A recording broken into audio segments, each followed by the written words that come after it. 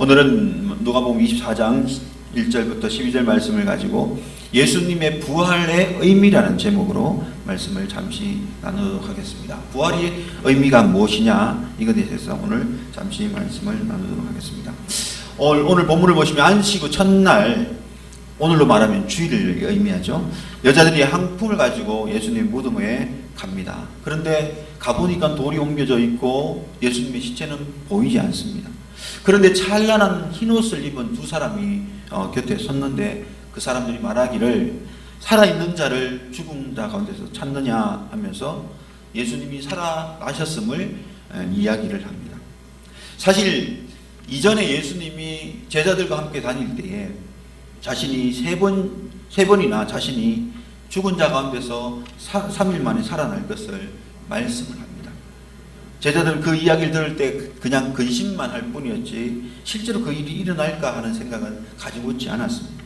마태복음 16장, 17장, 20장에 예수님 첫 번째로, 두 번째로, 세 번째로 자기가 죽고 살아날 것을 이야기를 합니다.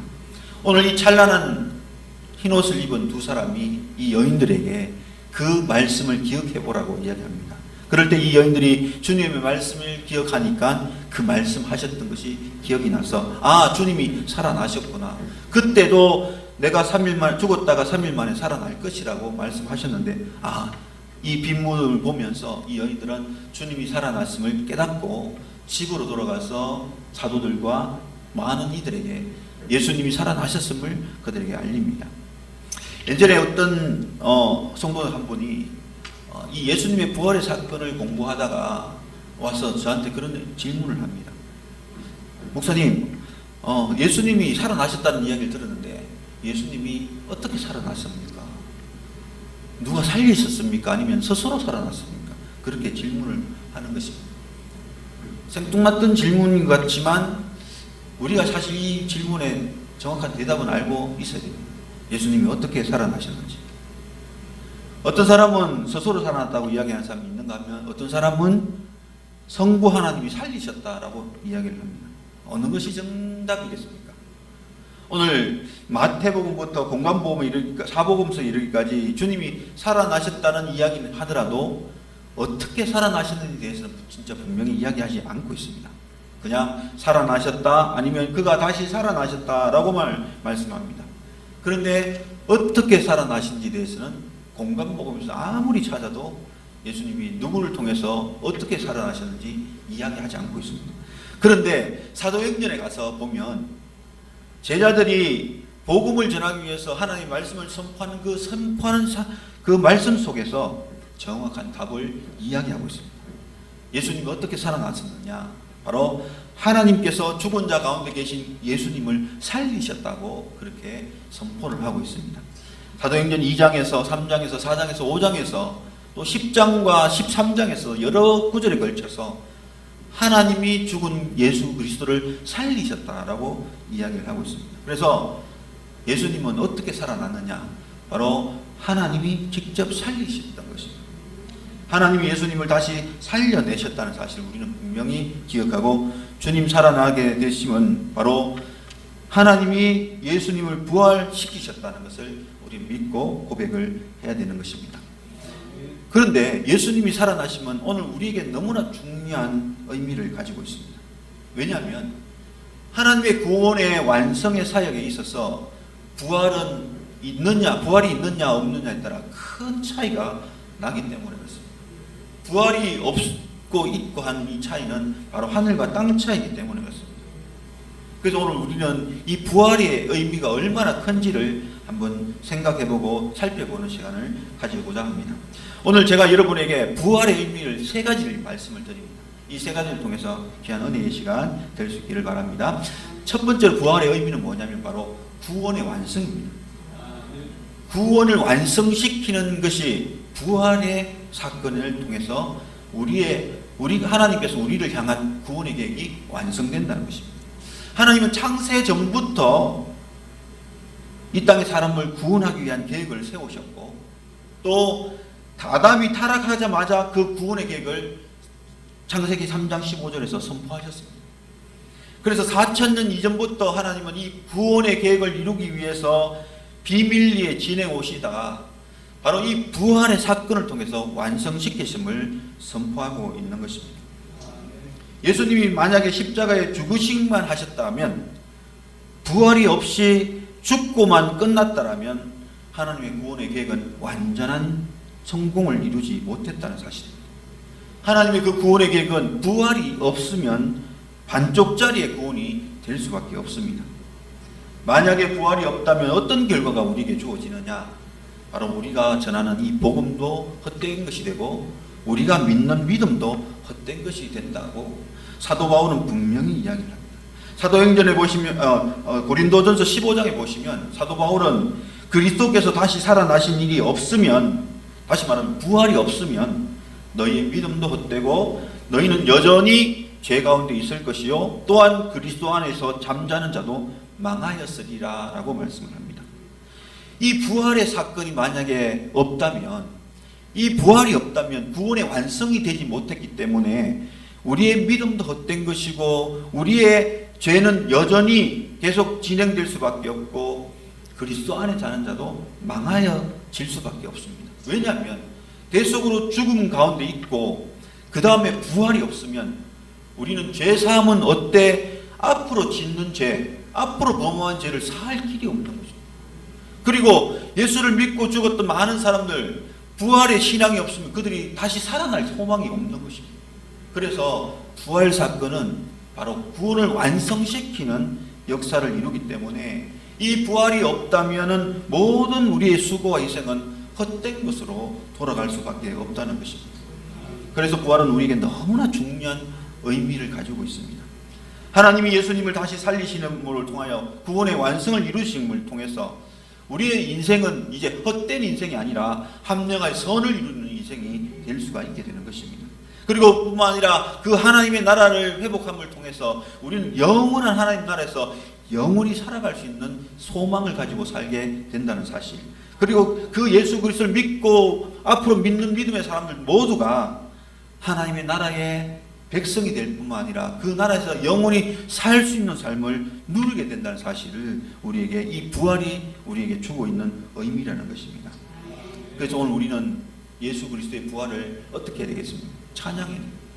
우리에게 영원한 삶을 주시고 영원한 나라를 허락해 주셨기 때문에 죽음으로 끝나는 인생이 아니라 다시 살아나는 인생으로 우리에게 주셔서 앞으로 영원한 삶을 주님과 동고동락하며 살아갈 수 있는 인생을 우리에게 주셨기 때문에 우리 그 주님을 찬양해야 된다는 사실입니다. 주님의 이 부활의 의미가 우리에게 완전한 구원을 이루게 하시는 은혜를 주셨기 때문에 그 주님을 찬양하고 또 이 부활을 만방에 선포하는 삶을 살아가야 된다는 사실입니다. 두 번째로 부활의 의미가 뭐냐? 예수님의 부활의 의미가 뭐냐면 바로 다시 살아난다는 것의 뜻인데, 이 다시라는 은혜가 우리에게 주어졌다는 것입니다. 다시라는 이 단어는 어떤 의미입니까? 우리가 자주 사용하죠. 삶 속에서 다시 이 말을 정말 많이 사용하는데 사전적 의미는 어떤 의미냐면 바로 이전 상태와 행동이 거쳤다가 이어지면서 새로 시작된다라는 의미를 가지고 있습니다.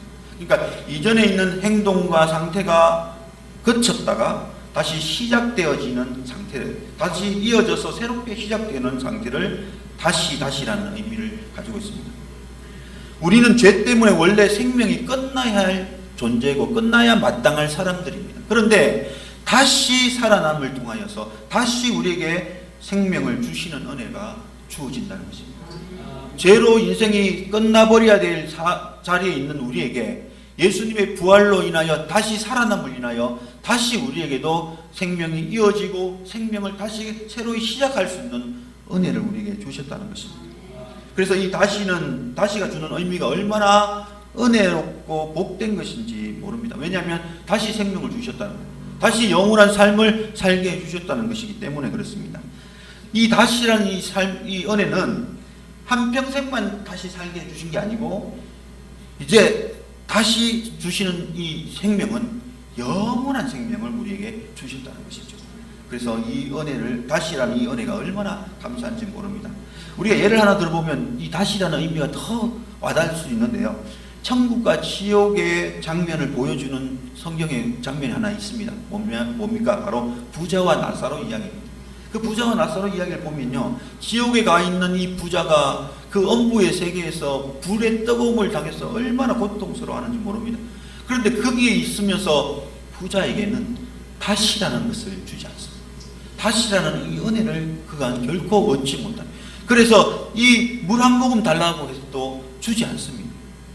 계속 영원히 고통만 임하는 그 자리에서 괴롭게 살아가고 있는 모습, 다시 회복할 수 있는, 다시 살아날 수 있는 은혜를 다시는 주지 않습니다.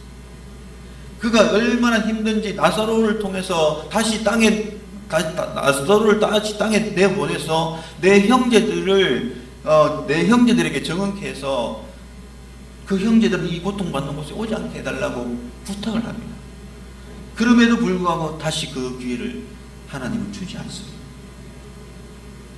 영원히 지옥에 있는 그 사람들에게는 다시 회복할 수 있는 기회, 다시 그들에게 영원한 삶을 살 수 있는 기회를 전혀 주지 않고 있는 모습. 그런데 오늘 우리에게 부활하신 예수님을 통해서는 다시 살 수 있는 은혜를 주셨다는 것이 얼마나 이 다시가 감사한 은혜입니다. 오늘 사회에서도 삶을 살아갈 때 많은 여러 가지 일들을 겪습니다. 그 일들 속에는 실패도 있고 좌절도 있고 또 불합격하는 일도 있고 얻지 못하는 일도 있습니다. 그런데 이 삶 속에서 뭐가 있습니까? 다시라는 게 있습니다.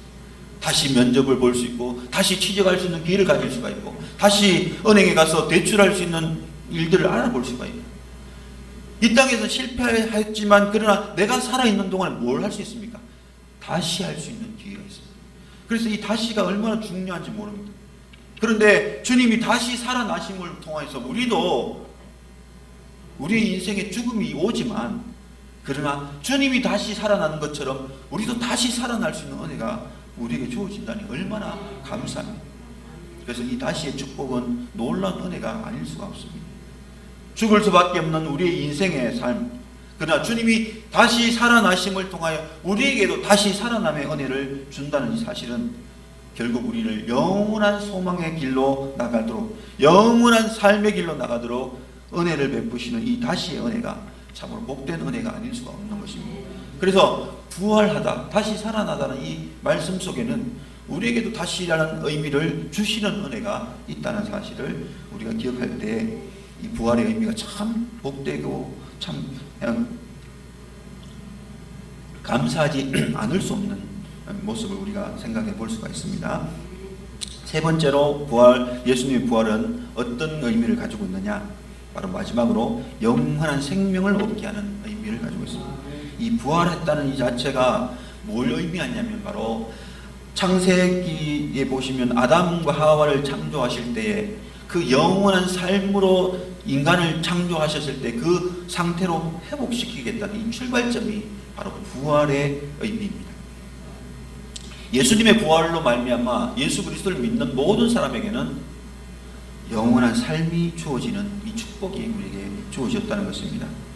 옛날에 많은 세상의 황제들과 군왕들은 이 권자에 앉아서 살면서 이 참으로 세상을 통치하는 이 행복과 즐거움 이것을 누리면서 어떤 생각을 가지냐면 내가 영원히 통치하고 싶다는 이 생각을 가집니다. 그래서 나이가 들면서도 계속 살아야겠다는, 계속 살고자 하는, 그래서 계속 이 통치의 자리를 놓지 않고자 하는 욕망이 생기면서 어떤 일들을 하게 되냐면 신하들에게 영원히 살 수 있는 약초나 영원히 살 수 있는 민간요법이나 영원히 살 수 있는 뭔가를 찾아라고 그렇게 명령을 합니다. 그런데 아무리 세상을 돌아다니고 세상에 뭔가를 찾아도 영원히 살 수 있는 약이나 영원히 살 수 있는 뭔가가 없는 것입니다.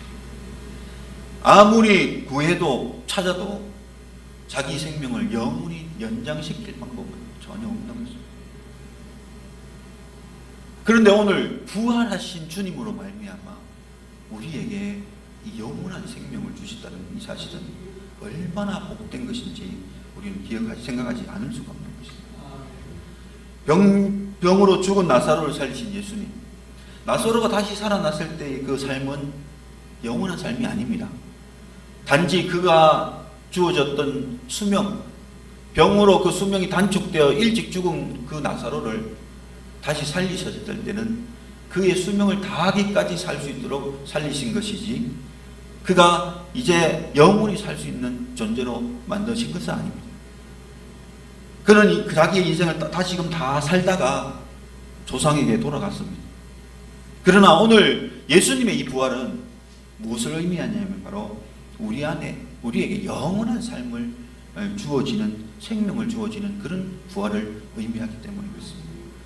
아담과 하와가 창조되었을 때 그 생명의 열매를 먹고 영원히 삶의 존재로 삶이 보장되었던 것처럼 오늘 예수님의 부활의 그 사건을 통해서 우리에게도 영원한 삶이 보장되어지는 이 사건이 부활의 사건입니다.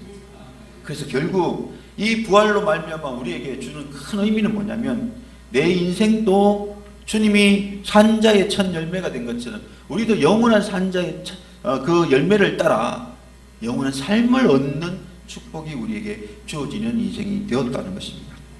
그래서 저와 여러분은 이 부활로 말미암아 이제 영원한 삶을 소망하고 살아갈 수밖에 없습니다. 왜냐하면 그 부활을 받아들이고 믿는 자는 이제 우리에게도 영원한 삶이 주어지는 은혜가 주어지기 때문에 그렇습니다.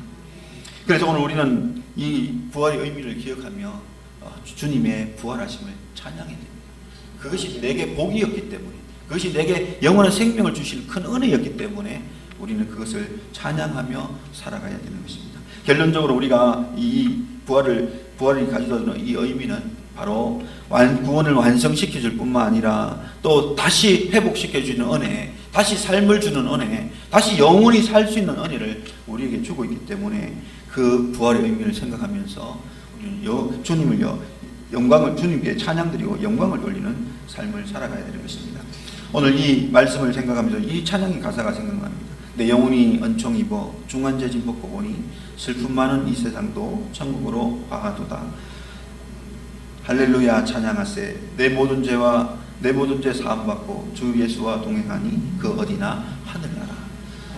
부활의 사건을 통해서 우리에게는 이제 영원히 살 수 있는 그 하나님의 나라의 주인공이 되었다는 이 사실을 기억하면서 부활하신 주님을 찬양할 뿐만 아니라 부활로 인하여 우리가 받게 되는 그 큰 은혜를 기억하시면서 영원히 주님의 그 은혜를 찬양하고 영광 돌리는 저와 여러분이 될 수 있기를 바라고, 더 나아가서는 이 많은 사람들에게 이 부활하신 주님을 선포함으로 인해서 그 많은 사람들도 그 부활의 은혜에 동참하고 그 영원한 하늘나라에 갈 수 있는 주인공이 되기 위해서 전도하고 또 증거하는 우리 삶이 될 수 있기를 주님의 이름으로 축복해